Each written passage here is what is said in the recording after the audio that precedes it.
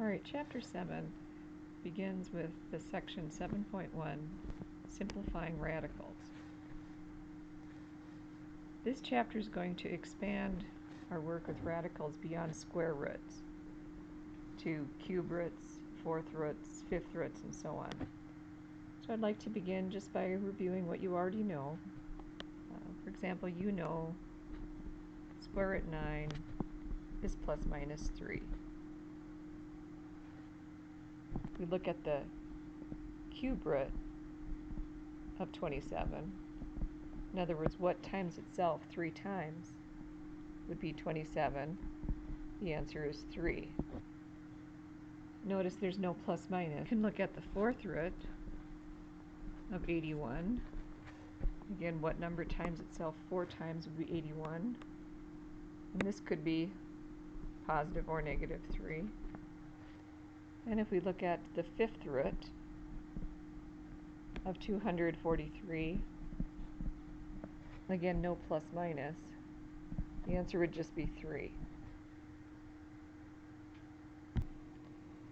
The purpose of this table is to try to show you the different possibilities.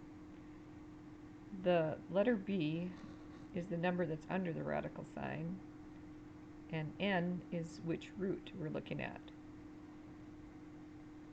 So one possibility, if b is positive and the root that we have is an even root, a couple of the examples we looked at already, square root 9 is plus minus 3, fourth root of 81 is also plus minus 3.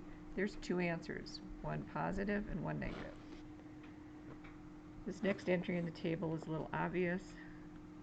If the number under the radical is 0, there is one answer, and it is 0.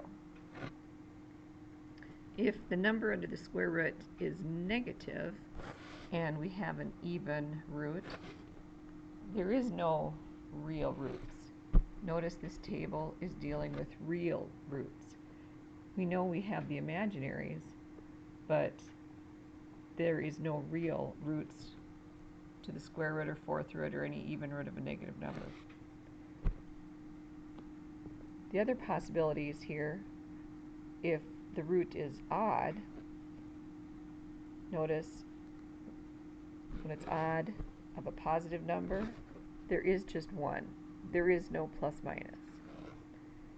Once again, any root of 0 is 0. And here this may look a little different to you. If you have an odd root of a negative number, there is no I ever involved, because the cube root of a negative 125 is negative 5, because negative 5 times itself 3 times is negative 125. So just note that there is no I when you have an odd root of a negative number. Get a few examples now. The square root of a decimal number, no problem. Square root of 0.16 is just plus minus 0.4. Cube root, we may not be used to seeing cubes, but we're going to have to start getting more familiar with them. 27 is a perfect cube. 8 is also a perfect cube. If you entered this on your calc, it would give you some weird decimal answer. So I want you to, when you see perfect cubes, leave this in fraction form. Cube root of 27 is 3. Cube root of 8 is 2. And just leave it like that. Now here, we have 2 different ways of thinking. This first one, we have to look for cubes. When you simplify cube root, you're finding perfect cubes. So I'm going to write this out a little obvious just to show you. 8 is a perfect cube, so I'm going to write it as 2 to the third. Obviously x cubed is a perfect cube. Y to the 12th is also a perfect cube because 12 divides by 3. So just to make it very obvious, I'm going to write this as y to the 4th cubed. Now what we have here is 3 perfect cubes. All the roots are perfect cubes, so we do them. The cube root of 2 cubed is just 2.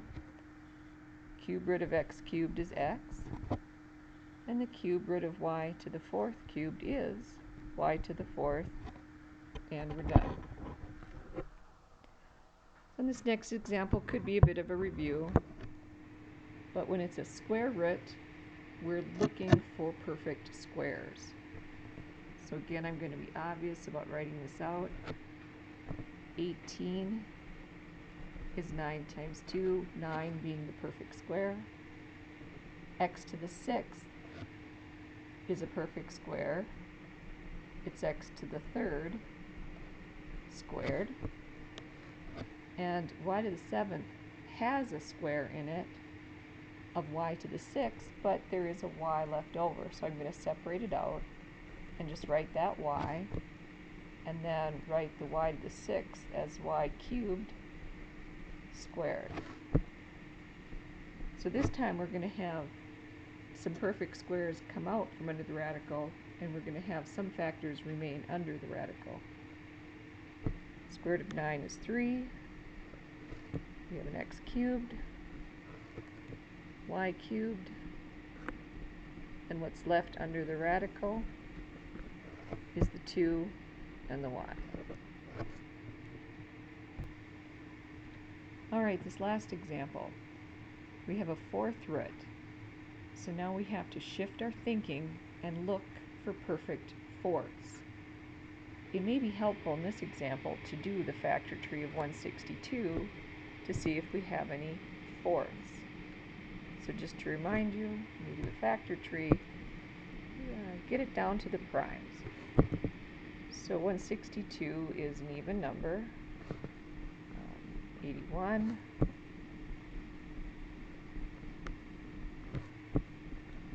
And it looks like we are going to get a fourth. If it helps to circle it, circle the 4 primes that make up the perfect fourth. And then I'll write that here. Again, I'll be very obvious what we're going to take out from under the radical. So we have the 2, and then we have 3 to the 4th. Let's look at our variables now.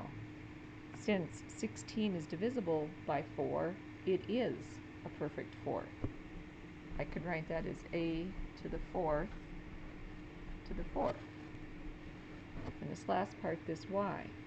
10 is not divisible by 4. It is not a perfect fourth.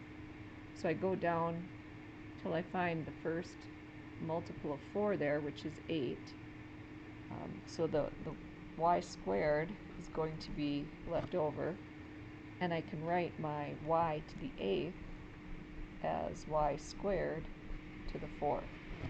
So now I have 3 different factors that are perfect fourths, and I have 2 other factors that will remain behind under the radical. So now to write our answer, the 3 to the 4th comes out, the a to the 4th, and the y squared. What remains under the 4th root is the 2 and the y squared. And then that is simplified.